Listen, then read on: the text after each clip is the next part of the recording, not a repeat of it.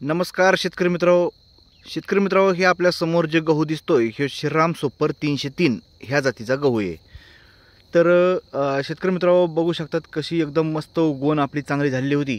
आणि मी तुम्हाला एक व्हिडिओ पण करून टाकला होता की आपले जे पाणी देण्याचे जे कट आहेत, वरम असते, आपण ज्याला वरम म्हणतात, कोणी काय म्हणतंय, जे ऐन मध्यभागी जी आपली काळी जागा राहत होती, काळी जमीन राहत होती, तर त्या जमिनीवर मी हे टोकन यंत्राच्या साहाय्याने ऐन मध्यभागी एक तास पेरलं होतं।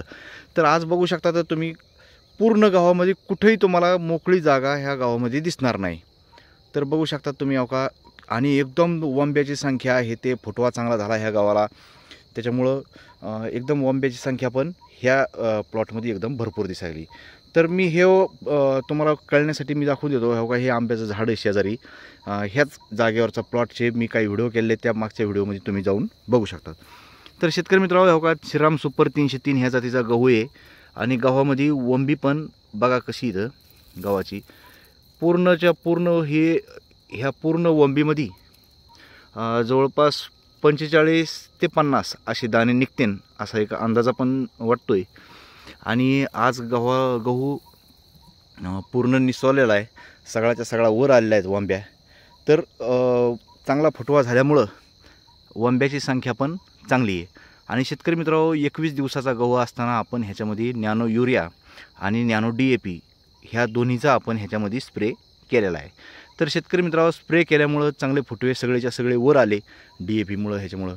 आणि नॅनो युरियामुळं ह्या गव्हाचा जे कलर आहे, हे कलर पण एकदम आणखीन पण टिकून राहिलेला आहे। जर आपण दाणेदार युरिया जर वापरला तर गव्हाचा जास्त दिवस कलर टिकत नाही। आणि हे कलर बघू शकता तुम्ही, हिरवेगारपणा भरपूर आहे याच्यामध्ये।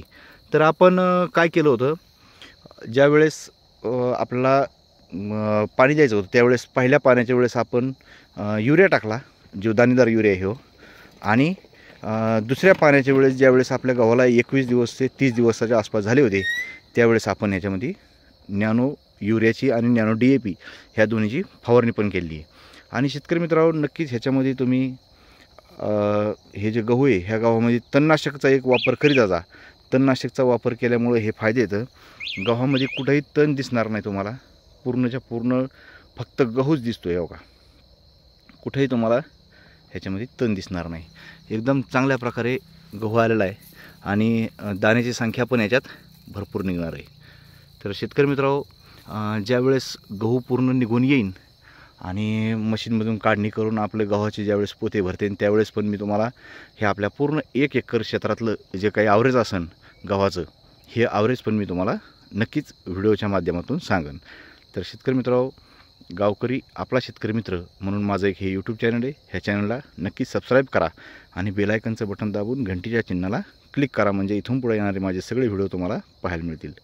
शेतकरी मित्रांनो, व्हिडिओ पाहिल्याबद्दल धन्यवाद। राम राम।